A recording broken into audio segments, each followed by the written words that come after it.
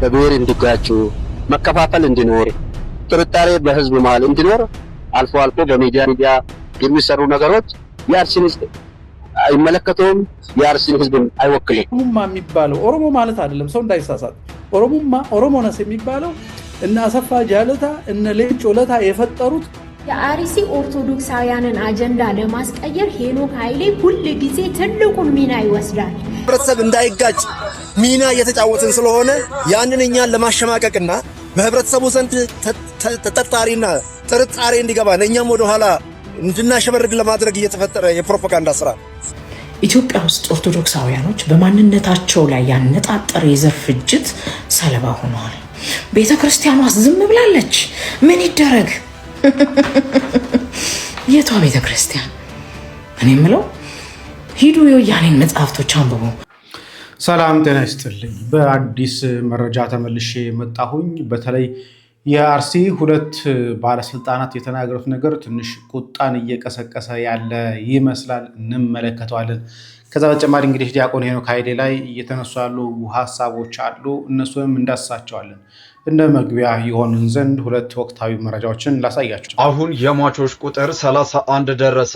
ተሽከርካሪው በጣም ከማርጀቱ የተነሳ ለቃላት ይከብዳል ሲሉ ነው እማኞች የገለጹት። ቀደም ሲል ከደሴ አዲስ አበባ የሚጓዝ የህዝብ አውቶቡስ ሀረጎ መንገድ ላይ የተከሰተ የአሰቃቂ አደጋ 28 ሰዎች ህይወታቸው ማለፉን መግለጽ የሚታወቅ ሲሆን ሶስቱ ሆስፒታል ሲደርሱ በመሞታቸው በድምሩ 31 ሰዎች ህይወታቸው ማለፉ ታውቋል። በመሃል ከተማ ቱሉ ዲምቱ ኮንዶሚኒየም ውስጥ ግልጽ ዘረፋ እየተካሄደ ነው ሲሉ የገለጹት አሽከርካሪዎች መንግስት መፍትሄ ይስጥበት እያሉ ይገኛሉ። በስፍራው ማንኛውም የጭነት መኪና ሲገባና ሲወጣ የኮቴ ክፍያ በሚል ስም እስከ 2500 ብር እንዲከፍል በኃይል እየተገደደ ነው ያሉ ሲሆን አንድ የፒካፕ አሽከርካሪም የ2000 ብር ዕቃ ጭኖ ገብቶ አራግፎ ሲወጣ 2500 ብር ክፈል ተብሎ መንገድ እንደተዘጋበት ገልጿል። ቅዳሜ ማታ መኪናቸውን አቁመው ዛሬ ለመውጣት የሞከሩ አሽከርካሪዎችም መንገዱ ተዘግቶባቸው የቆሙ ሲሆን የሚሊሻና የፖሊስ አባላት መንገዱ ላይ ገመድ ዘርግተው ያልተገባ ዘረፋ እየፈጸሙ ነው ሲሉ የገለጹት አሽከርካሪዎቹ የሚመለከተው አካል መፍትሄ ይስጥበት እያሉ ይገኛሉ። ሐሳባችሁን በኮሜንት አጋሩ። ፎሎ ማድረግ ቤተሰቡ ነው። እኔ እኮ የሚመለከተው አካል ነው እኮ እንዲህ አይነት ነገር ለብሶ መጥቶ እየዘረፈ ያለው የሚመለከተው አካል ነው። ለሞቱት እግዚአብሔር አምላካችን ነፍስ ይማርልን። አሁን በጣም እያሳዘነኝ ያለው ነገር ልንገራችሁ። የሚመለከተው አካል እኮ ዩኒፎርም ለብሶ የፖሊስ መታወቂያ ይዞ ህጋዊ ሆኖ መጥቶ ነው እየዘረፈ ያለው። ወደ አርሲ ልምጣ። ወንድማችን ያያ የሚያነሳውን ተመልከቱት። እንደዚህ አይነቱን ባንዳና ካድሬ የድንቁርናውን ልክ ስለምንነግረው እናንተ ደግሞ ይህን ቪዲዮ ኮፒ ሊንክ በማድረግ ታግዙኛላችሁ። በደንብ አርጋችሁ ረገጥ አርጋችሁ ኮፒ ሊንክ ታደርጉልኛላችሁ። ይሄንን ማህይም ደንቆሮ ምን እንደሚል ሰምተን እንጣ። ይሄን ትልቅ አገር ብሔር እንዲጋጩ መከፋፈል እንዲኖር ጥርጣሬ በህዝብ መሃል እንዲኖር አልፎ አልፎ በሚዲያ የሚሰሩ ነገሮች የአርሲን ህዝብ አይመለከተውም፣ የአርሲን ህዝብ አይወክልም። ህዝቡ ውስጥ ተለጥላችሁ ተጣም በቅርቡ ተፈጠረ የተባለው አካባቢ በአካል እጅ ነበር። መጀመሪያ ሚዲያ ላይ ከተነገረውና ቀጥታ ከኮሚኒቲው የሚሰማ የሚገናኝ አይደለም። ሳይሞት ሞተ የሚባል ሳይጠፋ ጠፋ የሚባል አንዳንድ ነገሮች የሚነዙ ለህዝቡ ላይ መቆም ይቻላል። ይሁላችሁ የብልጽግና ካድሬ ኩንታል ማህይም መሆኑን የምታውቁት የአርሲ ኦርቶዶክሳውያንን ጉዳይ ፖለቲካዊ ካባ አልብሰው የብሔር ግጭት ለማስመሰል የሚሞክሩ እንዲህ አይነት ጠብደል ማህይሞች አሉ። አይገርማችሁ? ስለምን አባ ነው የብሔር ግጭት አድርገህ የምታወራው? የተደረገ ያለው እኮ ሐቅና እውነቱ ኦርቶዶክሳውያንን ነጥላችሁ ነው የገደላችሁት። ያውም ደግሞ አባቶችንና ወንድሞችን እየነጠላችሁ ነው የገደላችሁት። ከአስገዳዮች መካከል አንዱ አንተ ነህ። አሁን መተህ እዚህ የማስመሰል ድራማ አንተ ሰራለህ። ሄደ ይሄንን ድራማህን ላለቃ ትነግረዋለህ። ያሪሲ ህዝብ አይመለከተውም የምትለን ማለት ነው። ያሪሲ ህዝብ በኦርቶዶክሳውያን መጨፍጨፍ የማይመለከተው ከሆነ የሚመለከተው ማን ነው ታዲያ? ድሬዳዋ ነው? ሐረር ነው? እንዴ ነው? ጎንደርና ጎጃም ነው? ነው እዚህ ወላይታና አርባ ምንጭ ነው? የት ነው የሚመለከተው? ያሪሲ ኦርቶዶክሳውያን እየተጨፈጨፉት አንተ እመረዋለሁ ብለህ በተቀመጥክበት አገርና ከተማ ክፍለ ሀገር ውስጥ ቆሎ በማህተባቸው እየተነጠሉ በአረመናዊ ድርጊታችሁ ጨፍጨፋችሁ የገደላችኋቸው ከመጨፍጨፍና ከመግደላችሁ ባሻገር በጅምላ የቀበራችኋቸው እዛ አርሲ የሚባል ከተማ ውስጥ ነው። ሌላ ከተማ እኮ አይደለም። ምን ሐሳብ አለ? አርሲ ሰላም ነው። አርሲ ልማት አገር ነው። አርሲ ተፋቅሮ ተዋዶ አብሮ የሚኖር አብሮ የሚሰራ ትክክለኛ እናንተ አሁን እንዳያችሁ አቡ እንደው ፈጣሪ አምላክ ማለት ነው ሰላምን ይንሳው፣ ሰላምን ነስቶ ያሳየን። አንተ እንዴት አድርገህ ነው የምታለቀልቀው? ምን አለበት እነዚህ የአርሲ ኦርቶዶክሳውያን እናት አባት ወንድሞቻቸውን በአንድ ቀን አጥተው የቀበሩ የነዚህ ምስኪን አምላክ ማለት ነው። አንተ ቤት ደግሞ የማትነቅለው ድንኳን ይትከልብህ፣ የማትነቅለው የማታባራው እየየ በቤት በጓዳ ይግባ። ያኔ ነው ህመሙ የሚገባ፣ ያኔ ነው ስቃዩ የሚገባ። አለበለዚያማ ምንም አይሆንም። ምክንያቱም ካንተ ወገን የሞተብህ የለም። ስለዚህ ስለምን ሰላም ነው የምታወራው እንዴ? ሰላም እንዳልሆነ እኮ አንተ የምታለቀልቅለትና የምታሻረግድለት መንግስት በአካባቢው ፍጹም ሰላም እንደሌለና ወንበዴዎች እንዳሉ ሽፍቶች እንዳሉ አድርጎ ነው የነገረን። አንተ ስለምን ሰላም ነው የምታወራው? ለአንተ ሰላም ማለት ኦርቶዶክሳውያን ሲገደሉ ቤተክርስቲያን ሲወድም ሲቃጠል ነው ለአንተ ሰላም ማለት? ሰላም ነው ብለህ ስትናገር አታፍርም? የት ነው የምትኖረው አንተ? የት ነው የምትኖረው? ምን እያልከን ነው? ምን እየነገርከን ያለው? 12 ኪሎ ሜትር ሩጫ በሰላም ተጀምሮ በሰላም ስለተጠናቀቀ አርሲ አካባቢ ሰላም ነው ትላለህ? እንዴት አይነት ማህይምነት ነው? ምን አይነት ጉድኖች ሀገር ተሸክማ የምትዞረው? ምን አይነት ሰዎች ናቸው የመጡብን? ጋይስ በጣም እኮ ነው የሚያሳፍረው። በጣም ነው የሚያቆስለው፣ የሚያበግ ነው ማለት ነው። ያገሩ ሰዎች በአካል ወርዶ ቦታው ላይ ሃይማኖት አባቶቻችን ሌሎች የሚዲያ አካል መሬት ላይ ወርዶ ቢያዩ ህዝቡ ምን የሚለው ቢያዳምጡ ጥሩ ይሆናል የሚል ሐሳብ አለኝ። አጠቃላይ አሁን ባለው ሰላም ስላለ ነው ይሄ ፕሮግራም ተዘጋጀው። ይሄ አሁን 12 ኪሎ ሜትር ሩጫ የተደረገው ከዚህ ተነስቶ ጋለማን እስከ ጋለማ እስከ ካካ ጫፍ ድረስ ነው ሩጫ ተደርጎ የተመለሰው ማለት። አልፎ ችግሮች የሉም አይባሉም። አርሲ የሰላም ሀገር ናት። የፍቅር የመከባበር የአንድነት ህሴት አላት ምናምን እያልክ የፖለቲካ ፕሮፓጋንዳ ነው የምታወራው። አርሲ ሰላም ናት ማለት ኦርቶዶክሳውያን ተነጥለው እየተጨፈጨፉባት እየታረዱባት አብያተ ክርስቲያናቷ እየተቃጠሉ አንተ ምን ትላለህ? አርሲ የሰላምና የፍቅር የመተሳሰብ ተምሳሌት ናት።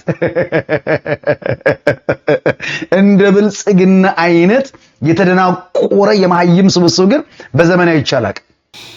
እኔ ማህይምን እውነት ነው ብዬ አላስብም። ሆን ተብሎ ታቅዶ ሞታችን ላይ እየቀለዱ እንደሆነ ነው የሚሰማው። ምክንያቱም ዓላማቸው ኦርቶዶክሳውያን ከምድር አርሲ ማጥፋት ነው፣ ማጽዳት ነው። ይሄንን በምክንያት ነው ብላችሁ በነገራችን ላይ ሌላኛው ባለስልጣን ስንታየው የተባለው ባለስልጣን የሚናገሩን ከማየታችን በፊት በነገራችን ላይ ዛሬ አርሲ ላይ በመከራ ውስጥ እና በሰቆቃ ውስጥ እንዳሉና ድረሱልን እያሉ እንደሆነ ማህበራዊ ሚዲያ ቲክቶክ ላይ ቴሌግራም ላይ ጽፌላችሁ ነበረ። ፌስቡክ ላይም ኢንስታግራም ላይም እንዲሁም ቲክቶክ ላይም ቪዲዮ ሰርቻለሁ። በምስራቅ አርሲ ሽርካ ወረዳ ጃዊ አቦ ዛሬ ሰኔ 8 በዛሬው ዕለት የቀድሞ አስቀድሞ የነበሩ የመከላከያ ሰራዊት ወይም ወታደሮች ከተማውን ለቀዋት ወጥተዋል። በዚህ ምክንያት ሰው በፍራቻ ውስጥና በስጋት ውስጥ የሚገኘው በተለይ ደግሞ ዋጆ ቅዱስ እግዚአብሔር አብ ቤተክርስቲያን ገብተው ሊያጠቁ ይችላሉ ተብሎ ስለሚታሰብ በአሁኑ ሰዓት ላይ ፍራቻ ላይ ያለውና እባካችሁ ድረሱልን እያሉ ነው ያሉት። ስለዚህ አርሲ ላይ ሰላም አይደለም፣ አርሲ ላይ እልቂት አለ፣ አርሲ ላይ ግድያ አለ፣ አርሲ ላይ የኦርቶዶክሳውያን እልቂት በሰፊው እየተካሄደ ነው። ያለምንም ጥርጥር የምናውቀው ጉዳይ ስለሆነ ማለት ነው። ሌላኛው የምስራች አቤል አቡና የተባለ ወንድማችን የፕሮቴስታንት ወንድማችን ማለት ነው ዛሬ እንደተፈታ ሰምቻለሁኝ። መልካም ነው፣ እንኳን ለቤት አበቃ እንለዋለን። እንቀጥል። የሚባለው ኦሮሞ ማለት አይደለም፣ ሰው እንዳይሳሳት። ኦሮሞነስ የሚባለው እነ አሰፋ ጃለታ እነ ሌንጮ ለታ የፈጠሩት ፖለቲካዊ የኦሮሞነት አስተሳሰብ ነው። ይሄ ደግሞ ኮፒ የተደረገው ከናዚዝም ነው። የዘር የደም ጥራት አይነት ነገር ነው። ትንሽ ከሱ የሚለየው ሰውን ወደ ኦሮሞ ኮንቨርት ካረክ ደሙን ላጠይቅ ትችላለህ።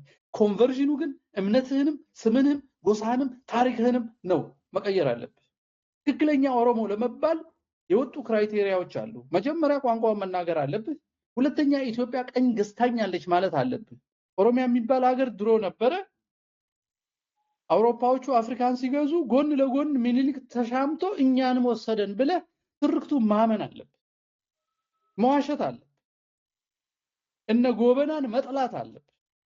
ኦርቶዶክስ የዚህ የቅኝ ገዢዎች መሳሪያ ናት ብለህ ማመን አለብህ ኦሮሞ ለመባል አዲሱ ኦሮሞ። አየህ፣ ከዛ ቀጥሎ ደግሞ በዋቂ ፈታ በሶስት እምነት ነው ማመን የምትችለው። ዋቂ ፈታ ፕሮቴስታንት፣ ምክንያቱም የወለጋ ናዚዝም ስላለ፣ አክራሪ እስልምና፣ ምክንያቱም ነባሩ እስልምና ከሌላ ሰው ጋር ልኑር ስለሚል፣ አየህ፣ ለማጽዳት እምቢ ስለሚል። አራተኛ ኢአማኒ መሆን ትችላለህ እንጂ ኦርቶዶክስ መሆን አትችልም። ይሄን ፊት ለፊት አይናገሩት። ለዚህ ነው ቱለማን የወለጋውና የሸዋውን ኦርቶዶክስ ኦሮሞ አማራ በሚል ሽፋን የሚገሉት ለዚህ ነው። አርሲ ውስጥ ሻሸመኔም እኮ የተገደሉትን ሊስት እኔ ያለኝ በስም ኦሮሞ ተጨፍጭፏል፣ ግን ኦሮሞ እንዳይባል ነፍጠኛ ይባል ብለው ነው። ለምን ኦሮሞ ሄዶ ከአማራ ጋር ይተባበራል ብለው ያስባል። ይሄ አዲሱ ኦሮሞነት ነው ጽንፈኛው የተጠቀመበት። አየ እነመለስ ዜናዊ ጽፈት ቤት ሰጥተው አሳደጉት ኢትዮጵያን እንጎዳለን ብለው። አሜሪካ ደግሞ ሂዱና ሶማሊያ ተዋጋ ሲሉት የኛን እንደምን ጨነቃቸው። የኛን ሰው ልከው እነሱ ጀነራልና አዛዥ ሆነው ዶላሩን ይቀበሉበታል ሰው እየሸጡ። በቃ ጌሙን ይጫወታሉ። እነዚህ ህሊና የሌላቸው ሰዎች ስለሆኑ ማለት ነው ኦነግና ህዋቶች። የሚገርመኝ ግን የሁለቱ ህዝብ በስማቸው የሁሉ ንግድ ሲነገድ ብድግ ብሎ አለመቆጣቱ ነው የሚገርመኝ። ሁለቱ እዛ ስር ተደፍተው ይሰግዳሉ። አሁንም ይገርማል። አሁንም ምን እንደሆነ ግራ ይገባኛልና ስለዚህ ኦሮሞና ኦሮሞማነት ሙቭመንትን መለየት ሙስሊሙና የዋሃቢያውን ቲም ለይቶ መናገር ማወቅ አለበት። በተለይ ነባሩ ሙስሊም ኦርቶዶክስን ለመጨፍጨፍ እንደዚህ በገፍ የሚነሳበት ምክንያት የለውም። ነገር ግን የዋሃቢያው አካል ግን ሰላም የሚወድ አይደለም። ሰላምን ስለሚጠላ ነው። በነገራችን ላይ ከሳውዲ ተገርፎ የተባረረው በዛ ምክንያት ነው። መስራቿ ሳውዲ እንኳን ጠልታው አንገፍግፏት ነው ለእድገት ጸር ስለሆነ ለሰላም ጸር ስለሆነ ብላ ገፍትራ ገርፋ ያባረቻቸው ለዛ ነው። ግን አሁን ላይ ኢትዮጵያ ላይ ያርዳሉ፣ ይገድላሉ። ሌላኛው እየተነሳ ያለው ጉዳይ ከነ ሄኖክ ጋር ባለው ነው። ከዛ ባለስልጣኑ እንልፋለን። የአርሲ ኦርቶዶክሳውያንን አጀንዳ ለማስቀየር ሄኖክ ኃይሌ ሁል ጊዜ ትልቁን ሚና ይወስዳል። ከዚህ በፊት ጥቅምት 25 የጀመርነውን የአርሲ ኦርቶዶክሳውያን አጀንዳዬን አልቀይርም 20 ሰው በአንድ ጉድጓድ የተቀበረበትን ያንን ያ ሁሉ ኦርቶዶክሳውያን ሲጨፈጨፉ ያ ሁሉ የምዕመናን ቤት ሲነድድ ኦርቶዶክሳውያን ሲሰደዱ ግፍ በግፍ ላይ እናቶችን ቤት ውስጥ አድርገው አንድ ላይ እንደማገዶ ሲያነዷቸው የአላፋት ዝማሬ ይቅር። ምክንያቱም ኦርቶዶክሳውያን ስደት ላይ ናቸው፣ ቤተክርስቲያን ሀዘን ላይ ናት። ነጭ ለብሳችሁ በአደባባይ ወጥታችሁ እኛ ደህና ነን አትበሉ። ድምጻችንን ለዓለም መንግስታት እያሰማን ባለንበት በዛ ጊዜ ላይ ይሄ ምንም ከዚህ ጋር ያገናኘውም ነጭ ለብሰን እንዘምራለን አላችሁ። ስንት ጊዜ የለፋንበትን ያን ሁሉ የኦርቶዶክሳውያንን ድምጽ አፈር ከድሜ አበላችሁት። የፈራነው አልቀረም። ዛሬም ደግሞ ሄኖክ ኃይሌ ለምን ድምጽ አልሆነም? ለምን ድምጽ ይሆናል? ያን ጊዜ እኮ እየሞትክ 20 ሰው በአንድ ጉድጓድ እየተቀበረ ሆኖ ሰው እኮ እስከነነፍሱ እየተቃጠለ ደህና ነን ብሎ ሲዘምር የነበረ ሰውዬ ዛሬ ደግሞ እሱን ድምጽ ካልሆንከም ብላችሁ አጀንዳ አድርጋችሁ አሁን የአርሲን ጉዳይ ማቀዝቀዝ ስለ አርሲ የምንነጋገርበትን ስለ መደራጀት አንድ ስለመሆን የሚያድነን ኦርቶዶክሳዊ አንድነታችን ነው ብለን አቋማችን መግለጽ ነው እንጂ ምረተ አብ ናልኝ ሄኖክ ኃይሌ ናልኝ አትበል። ክንድህ የራስህ ኃይል ራስህን ይችለህ ኑር። እግዚአብሔርን ናልኝ እግዚአብሔርን ፍረድልኝ በል። ሄኖክ ኃይሌ ድምጽ ቢሆን ከዚህ በኋላ እንደዚህ ጮሃችሁ ለአንድ ነገር ነው። አሁንም አጀንዳ ለማስቀየር ማለት ነው። የሆነ ነገር ይናገርና እስር ቤት ይሆናል። ልቀቁልን አትልቀቁልን ደግሞ ሁሉም ሰው ወደዛ ይዘምታል። የጃንደራባው የተሰለበ ትውልድ ለኛ አያስፈልገንም። ኦርቶዶክሳዊ ንቅ እንዴ! እስከ መቼ ድረስ ነው ሰውን የምንለምነው? እስከ መቼ ድረስ ራሳችንን ችለን እርስ በርሳችን በየቤታችን በየጎረቤታችን በየሰንበት ትምህርት ቤቶች በየማህበራት ተነጋገር። ሄኖክ ኃይሌ መጥቶ ከሞታ አይድንህም። ከተናገረ ለሃጃው ነው፣ ካልተናገረ ለሃጃው ነው። እሱ ስለተናገረ የሚቀየር ነገር የለም፣ ስላልተናገረ ድምጽ ስላልሆነ የሚቀየር ነገር የለም። ማንነቱን አወቃችሁ አይደል? እሰይ ተመስገን። የቤተ ክርስቲያንን መከራዋን በነጭ ልብስ የሚሸፍን የቤተ ክርስቲያን የጡት ነካሽ መሆኑን ካወቃችሁ ለቀጣይ ለአላፋት ዝማሬ ተዘጋጁበት። ማህሌት ሄዳችሁ በየአድባራታችሁ ቤተ ክርስቲያን እንደማገልገል ሄዳችሁ መንገድ ላይ ዘላችሁ ትመለሳላችሁ። ከዛ ቤተ መቅደሱ ባዶውን ያድራል። በቃ አርፎ መቀመጥ መሰብሰብ። አሁንም የአርሲን ጉዳይ በዚህ ሰውዬ ምክንያት አትሸፍኑት። እንደው ስለ እግዚአብሔር እንዴ ስንት የለፋንበትን ውሃ አታብሉት። እኛ አጀንዳችን ሄኖክ ኃይሌ የሆነ ሰው አይደለም። ማንም አልያዛቸውም። በአውሮፓ ሀገር እየተዝናኑ እየኖሩ ነው። እየተዝናኑ በየደብራቱ እየዞሩ እያገለገሉ ነው። በቃ አርፈን እንቀመጥ። እኛ ለራሳችን ድምጽ ነው። እሺ የምሰማማበት ሀሳብ አለ፣ የማልሰማማበት አለ። የማልሰማማበትን ሀሳብ ላስቀምጥ፣ ሌላውን ጉዳይ እንደተስማማበት ይቀር ነው። ሌላም ሰው እንደዚህ ደውለን እያወራሁኝ ነበር አሁን ላይ እና እገሌ ለምን አልሆነም፣ እገሌ ለምን አልሆነም፣ እገሌ ለምን አልሆነም የሚሉ ጉዳዮች እየተነሱ ስለነበረ እንትና ግን ለምን አልጻፈም፣ እንትና ግን ለምን አልጻፈም የሚሉ ነገሮች በጣም እያየሁኝ ነበር እና ሄኖክም ጨምሮ ሀሳቡን አነሳውን ሰፋ ለማድረግ ሞከረን። እኔ ጥያቄ ወይ ደግሞ ሀሳብ ምን መሰላችሁ? ሄኖክም ጻፈ ወይ ደግሞ ሌላ አትሌትም ጻፈ ወይ ደግሞ የሆነ ባለስልጣንም ቢጽፍ ኦርቶዶክሳውያን ላይ እየተቃጣ ያለውን ግድያ ያስቆሙልናል ወይ? ሄኖክ ኃይሌ ጮኸ አልጮኸ፣ ጻፈ አልጻፈ የኦርቶዶክሳውያን ግድያ ያስቆምልናል። እኛ የምንፈልገው የኦርቶዶክሳውያን ግድያ እንዲቆምልን እንጂ የሆነ አካል ስለተናገረ ወይ የሆነ አካል ስላልተናገረ አይደለም። የኔ ጉዳይ እሱ አይደለም። እኔ የኦርቶዶክሳዊ ግድያ ይቁም፣ ደማችን በከንቱ አይፍሰስ። የኔ ሀሳብ እሱ ገሌ ቢናገር ባይናገር ማያስቆመው ከሆነ መከራውን ምን ማያርግ። ቢቢሲ ዘገበው፣ አልጀዚራ ዘገበው፣ ጦርነቱ አይቆምም፣ ግድያው አይቆምም። እኔ የምፈልገው አንድና አንድ የኦርቶዶክሳውያን ግድያ እንዲቆም ነው። ወንድሞቻችን፣ የእህቶቻችን፣ የአባቶቻችን፣ የእናቶቻችን፣ የህፃናት ደም መፍሰስ በከንቱ ይቅር ነው የኔ ዓላማ እሱ ነው።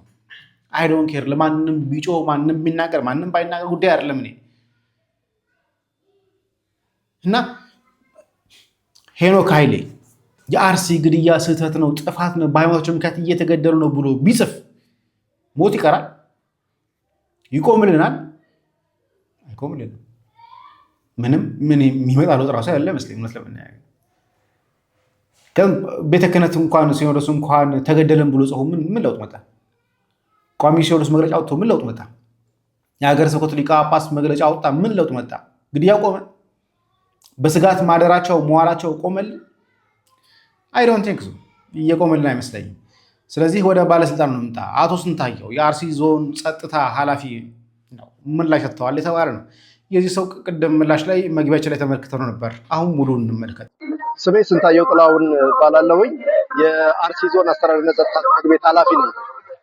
ጀዋር እንግዲህ ያው ይታወቃል ለምን ታርጌት እንዳደረገኝ እኔ ባላውቅም፣ ነገር ግን እዚህ ያለውን የጸጥታ መዋቅር የምመራው እኔ ነኝ። ከፖሊስ ጋር በመሆን በጥፍረት እዚህ አካባቢ ላይ ያለውን ሰላምና መረጋጋት ለማምጣት ከፍተኛ ስራና ጥረት እያደረኩ ነው ያለው። እሱ በሚለው መልኩ ሳይሆን እኔ በህብረተሰቡ ውስጥ ህብረተሰቡ ነው የሚያውቀው። ምናልባት እሱ በጻፈው ላይ እሱ በፕሮፓጋንዳ ሊጠቀምበት የፈለገው ላይ ኮሜንቱን ማየት ይቻላል ማለት ነው። ህዝቡ የሚሰጠውን ግብረ መልስ እና ምንድነው ይሄንን የሚያደርግበት ምክንያት ህብረተሰብና ህብረተሰብ እንዳይጋጭ ሚና እየተጫወትን ስለሆነ ያንን እኛን ለማሸማቀቅና በህብረተሰቡ ዘንድ ተጠርጣሪና ጥርጣሬ እንዲገባ ለእኛም ወደኋላ እንድናሸበርግ ለማድረግ እየተፈጠረ የፕሮፓጋንዳ ስራ የጃዋር ሴል ወይም ደግሞ በሱ በኩል መሳሪያ የታጠቁና ሁሌ የሆነ ነገር ሲኖር ለመረበሽ የሚንቀሳቀሱ አሉ የሚባል ነገር አለ። እሱስ መረጃ ያገኛችሁት አለ በእናንተ በኩል? ምን ትክክል አይደለ እንደ ሸኔን የሚመራው እኮ እሱ ነው። አስቀድሞ መረጃ የሚሰጣቸው እኮ እሱ አስቀድሞ የሆነውን ነገር መረጃ የሚሰጥ ህብረተሰብ ውስጥ ያለውን ነገር በመረጃ በተለያየ መንገድ ከስል ከተም የነበሩትን ሴሎች እያንቀሳቀሰ ከዛ መረጃ በመውሰድ ህዝብን በማጋጨት እነሱን ደግሞ ከበሬ ማድረግ ነገር አለ።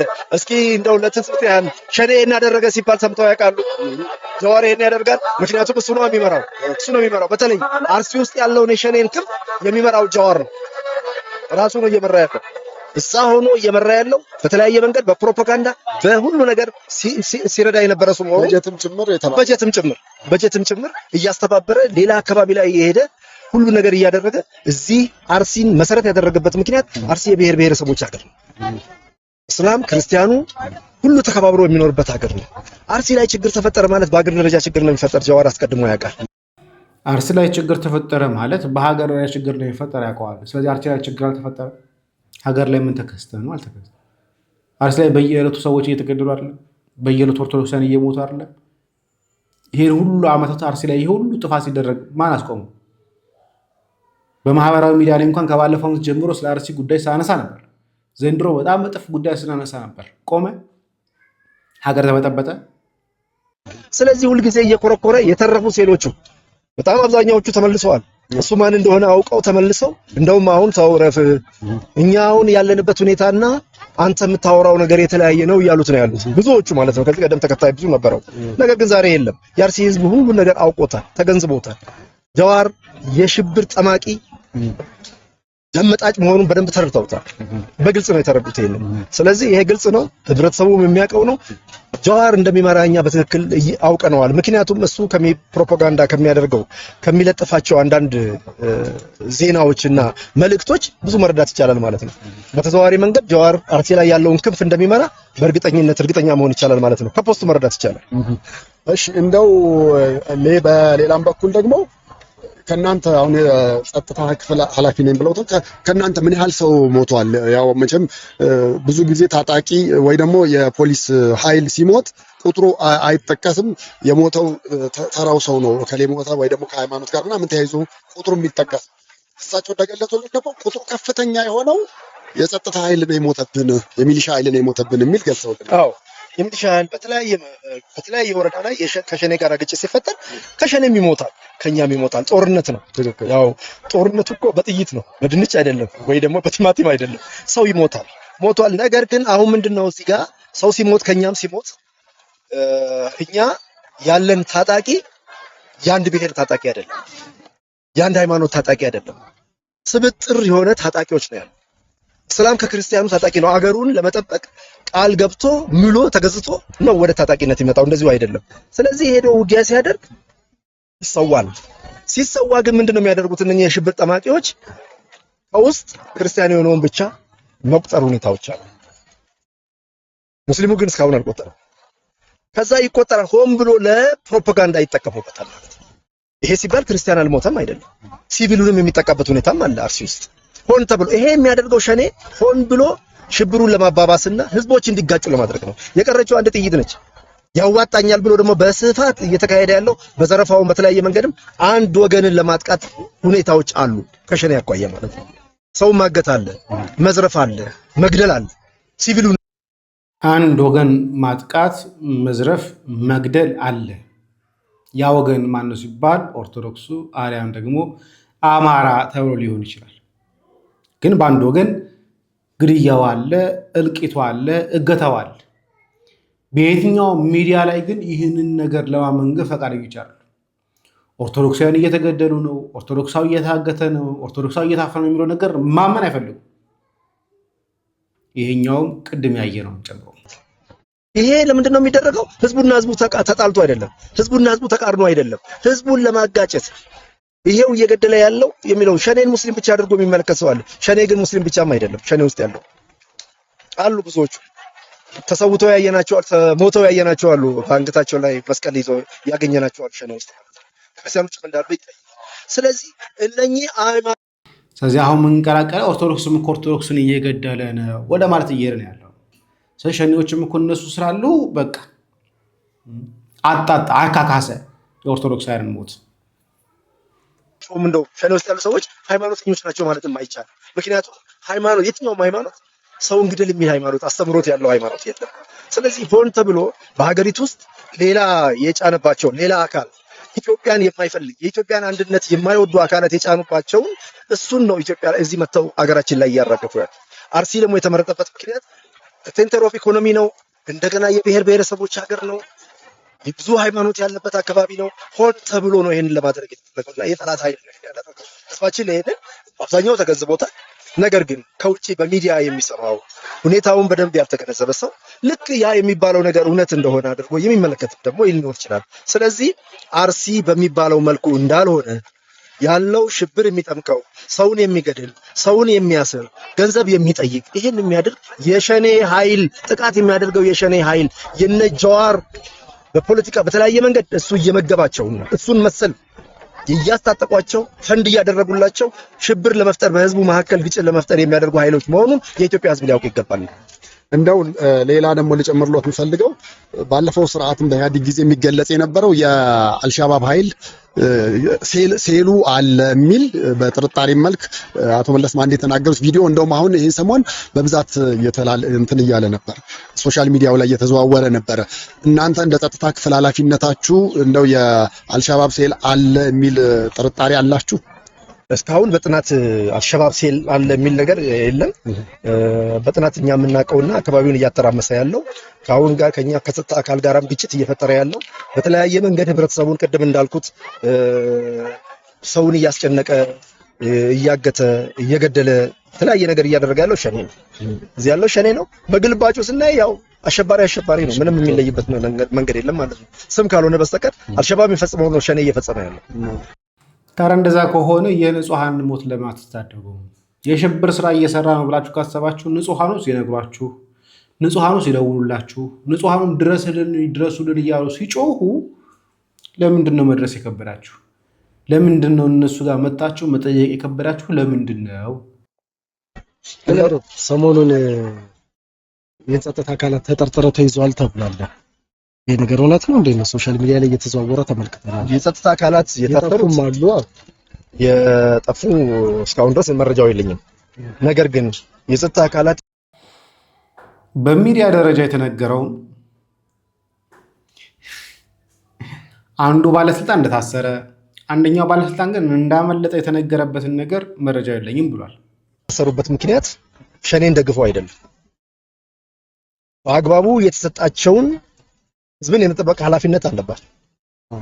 የተሰጣቸውን ስራ በአግባቡ ባለመወጣት የራሳቸውን እዛ ያለውን ታጣቂ በማቀናጀት በማንቃት የተሰጣቸውን ኃላፊነት ባለመውጣታቸው የተነሳ ነው እስር ቤት የገቡት ማለት ነው እንጂ ከጠላት ጋር በመረጃ ተጠርጥረው ተይዘው አይደለም። እዛ ያለው መዋቅራችን በቁጥጥር ስር የዋለው ምክንያቱም ያን ያለ ማንቃትና ነገሮችን አስቀድሞ መከላከል እንዲችል የተሰጠውን ኃላፊነት በአግባቡ መወጣት ያለመቻል ከህግ ተጠያቂነት ሊያድን አይችልም። እዛም ብቻ አይደለም እዚህም ሊመጣ ይችላል ማለት ነው። ይሄ ነው ታስ። እሺ በስተመጨረሻ እንደው ያልጠየቅንዎት ካለ ይሄን ነገር ህብረተሰቡ እንዲረዳ ፈልጋለሁኝ፣ የሚመለከተውም አካል ቢያውቀው ቢረዳው ብለው የሚሉ። አዎ እኔ ህብረተሰቡ ሌላው በተለይ ከዚህ ከኛ አካባቢ ውጪ ከአርሲ አካባቢ ውጪ ያሉት አርሲ ውስጥ ያለ ሰው በደንብ ይገነዘበዋል ብዬ ነው የማምነው። ምክንያቱም የተለያየ ጊዜ ኮንፈረንሶች፣ ሃይማኖት ትልልቅ ኮንፈረንሶች አድርገናል። ህብረተሰቡን በየቦታው እስከ ቀበሌ ድረስ ወስደን አወያይተናል። ይሄ ጉዳይ ከማን እንደሚመነጭና በምን ምክንያት እንደሆነ ህብረተሰቡ የአርሲ ህዝብ ያውቀዋል። ነገር ግን ከአርሲ ውጪ ያለው ህብረተሰብ ቀጥታ ሙስሊሙ ህዝብ በክርስቲያኑ ላይ እንደዘመተ አድርገው ነው ትልያለሁ ያሉት።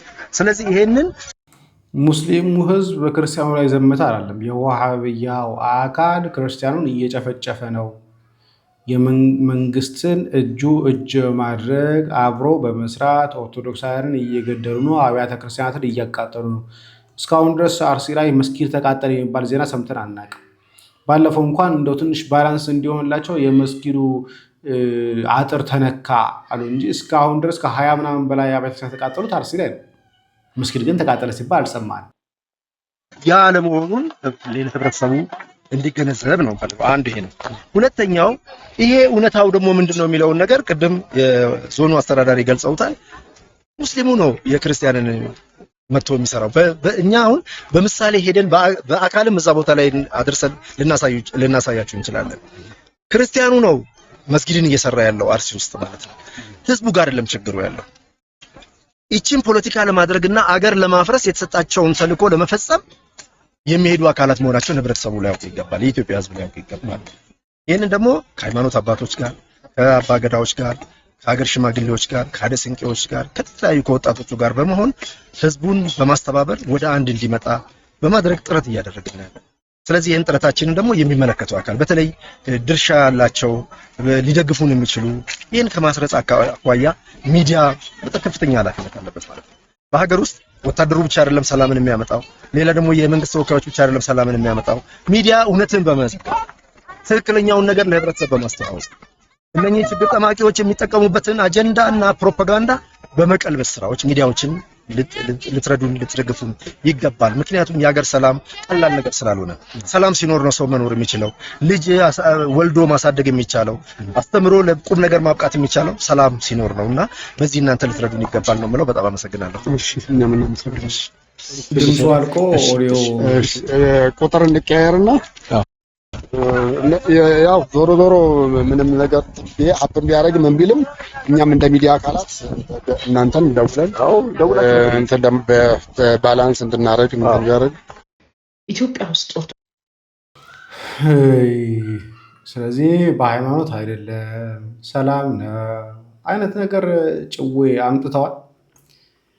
አንጠብቅም። በነገራችን ላይ አምነው አዎ በሃይማኖታቸው ምክንያት እየተገደላችሁ ነው እንደማይሉ እናውቃለን። ቅድም አድበስብሶ በአንድ በኩል አለ ያላት ነገር የሃይማኖት ወይ ደግሞ የብሔር እንደሆነች ምንም ጥርጥር የለውም። ግን አይገልጹላቸው። መቼም ቢሆን አምነው አዎ እየተገደለ ያለው ኦርቶዶክሱ ነው አይሏቸውም። እየተቃጠለ ያለው መስጊድ ቤተክርስቲያን ነው አይሏቸውም። ከመስጊድ ስላልተቃጠለ እስካሁን ድረስ መቼም ቢሆን የማያምኑልን ነገርም ከመንግስት መጠበቃችን እኛ አትሊስት ጅሎች እንደሆን ነው የሚታሰበኝ። ምክንያቱም መቼም ቢሆን እንደማያምኑ እናውቃለን። ይሄን ነገር እውነታው ይሄ ነው፣ የሚታየ ነገር ይሄ ነው።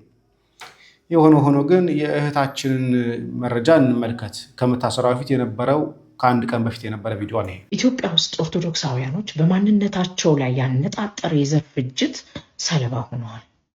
አዎ ተጨፍጭፈዋል፣ ታርደዋል፣ ተሰቅለዋል፣ ተቃጥለዋል። ይህ ደግሞ ፋሽስት ጣሊያን እንኳን በኢትዮጵያውያን ላይ ያልፈጸመው ድርጊት ሆኖ ተመዝግቧል። ፍጹም ኢሰብአዊና ሰቅጣጭ የሆነ ታሪካዊ ድርጊት በተለይ በአርሲ አርባ ጉጉ፣ በደኖና ሸካ እንዲሁም በምዕራብ ሐረርጌ አሰቦት ባሌም አካባቢ ይኸው ድርጊት ተፈጽሟል። ከ15,000 በላይ ኦርቶዶክሳውያን ሞተዋል። በሁለት ቀን ብቻ 6,000 ቤቶች ተቃጥለዋል። ከነነፍሳቸው እጆቻቸው ፊትና ኋላ ተጠፍረው በገደል ተጥለዋል። ኢትዮጵያውያኖቹን ኦርቶዶክሳውያኖቹን አስክሬናቸውን ለመልቀም ሳምንታት ፈጅቷል።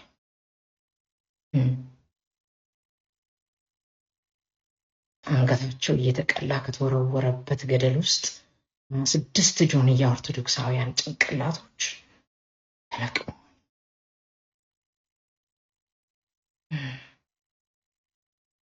ምን ያስለቅሳችኋል?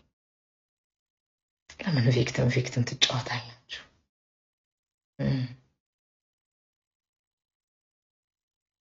ትናንት አያቶቻችሁ እንዲህ አይደል ያደረጉት?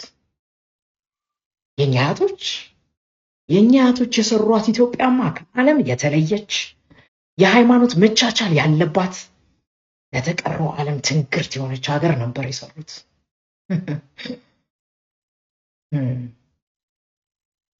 እንሂድ ኢራን፣ ኢራቅ፣ ሳውዲ አረቢያ። እኔ የምለው እስከ ትናንትና 19ኛው ክፍለ ዘመን ድረስ የሃይማኖት መቻቻል ነበረ። እንኳን ማይኖሪቲ ሆነ ማጆሪቲም ብትሆን አትኖርም ነበር።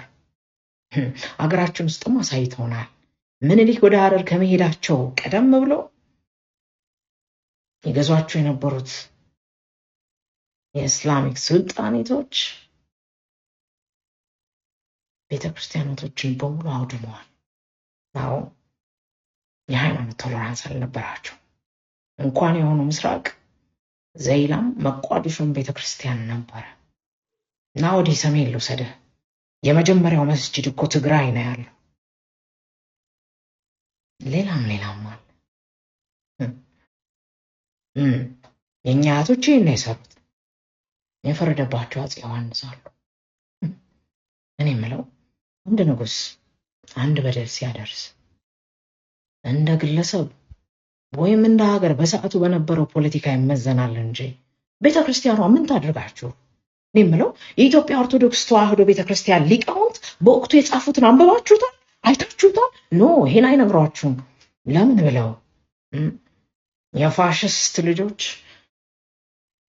የበጣጣሽ የሀገር ከፋፋይ ልጆች ይሄን አይነግሯችሁም፣ በፍጹም አይነግሯችሁም እንጂማ ንጉሥ ሆይ እኛ ወደ ክርስትና እንዲመጡ የምንፈልገው ወደውና ፈቅደው እንጂ በመግደልና በግዳጅ አይደለም ይተው ብለው።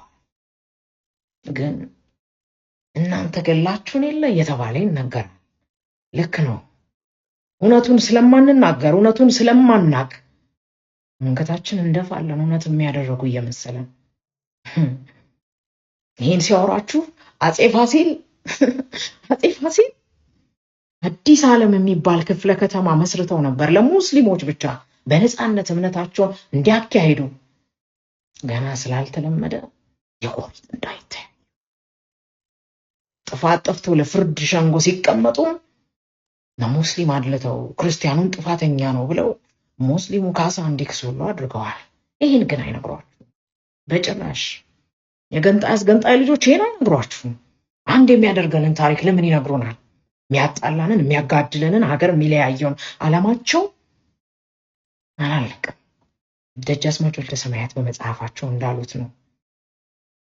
በአፄ ሲሲኒዮስ የጀመርነው ስራ ዛሬ በምናስተምራቸው ተማሪዎቻችን ፍሬ ያፈራ ይመስላል አይደለም ያሉት። አፄ ዮሐንስ ይሄኛውን ሲነግሩን የካቶሊኮችን አፍንጫ ፎንነዋል፣ ምላስ ቆርጠዋል ብለው ግን አይነግሯችሁም። ለሌላ ቅስቀሳ ይፈልጉታል። ኢትዮጵያዊውን ንጉስ የአንድ ጎጥ ንጉስ አድርገው ለሌላ መቀስቀሻ ስለሚፈልጉት ይሄን አይነግሯችሁ። አይጠቅምም፣ አይጠቅምም። ደቂቀ እስጢፋኖስን ለምን እንደሚጠቀሙት ታውቁ የለም? ተሐድሶ ፕሮቴስታንቲዝምና ወያኔ እኩል ሲጠቀሙበት አይደንቃችሁ? እኛውን ግን አይነግሯችሁም። ዶክተር ደጃሳ አበበ የታሪክ ምሁሩ ከኦሮሞ ብሔረሰብ የተገኙት ከላይ የነገርኳቸውን 15,000 በላይ ህዝቦች እንዴት እንደሞቱ እንዴት እንደታረዱ ጭንቅላታቸው እንዴት እንደተቆረጠ በገደል እንዴት እንደተጣሉ ኦርቶዶክሳውያኖች እንዴት እንደተሰቃዩ ጽፈዋል። የእርሳቸውን መረጃ ነው ያካፈልኳችሁ። እሳቸው ብቻ አይደሉም። በወቅቱ ኢሰማጎ ይባል የነበረው የኢትዮጵያ ሰብአዊ መብት ጉባኤ በፕሮፌሰር መስፍን ወልደ ማርያም ይመራ ነበር። እነርሱ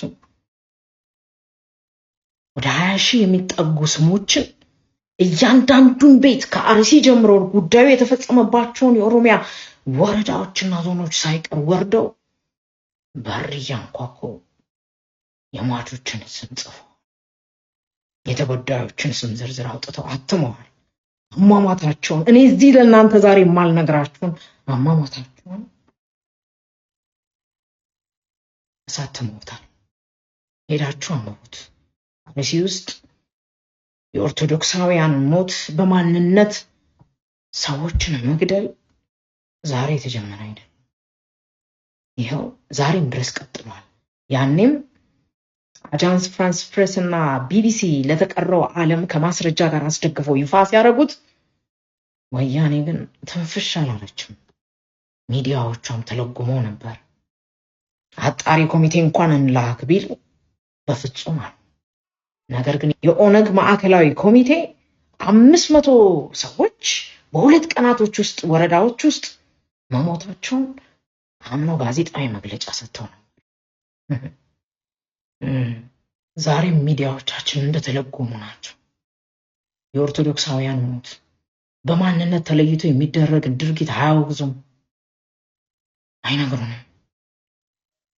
ዛሬም ቀጥሏል። የኦርቶዶክሳውያን ሞት ዛሬም እንደዋዛ ቀጥሏል። ጽድቅ ነው፣ በማንነታቸው ነው የሞቱት፣ ሰማዕት ሆነዋል እያለ መመኑ ደግሞ ያጨበጭባል። አይሆንም። እንዲህ እያላችሁ ሰው አታስፈጁ። ቤተ ክርስቲያኗ ዝም ብላለች። ምን ይደረግ? የቱ ቤተ ክርስቲያን? እኔ የምለው ሂዱ የወያኔን መጽሐፍቶች አንብቡ። እና አረጋዊ በርሄ እኮ በግልጽ ነግረዋችኋል። እና አባንትና እነ ጳጳስንትና እነ ገሌ እነ ቄሱ እነ ካህኑ ከሌ እየተባለ እንዴት እንደተሰገሰገባት እኮ ነግረዋችኋል። ለምንድን ነው የነገሯችሁን ማታምኑት?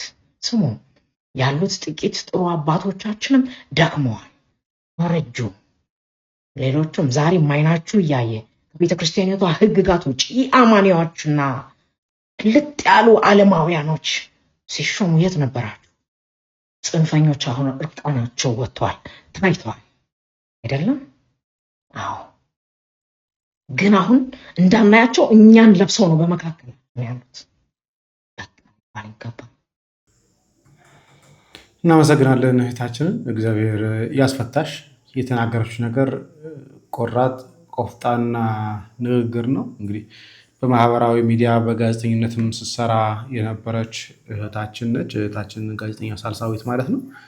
እግዚአብሔር እንግዲህ ያስፈታሽ ነው የምንለው። ነገሩ ጠንካራ እንደሚሆን ምንም ጥርጥር የለውም። ምክንያቱም እየተናገረች ያለችው ነገር እውነት ነው። እየተናገረች ያለችው ነገር አብዛኞቹ ደፍረው የማይናገሩትን ንግግር ነው። ከታሪክም ከመጽሐፍትም እያገላበጠች የሐሰት ትርክታቸውንም ታሪካዊ አሟሟታችንም የተረከችልን በቀላሉ አይደለም።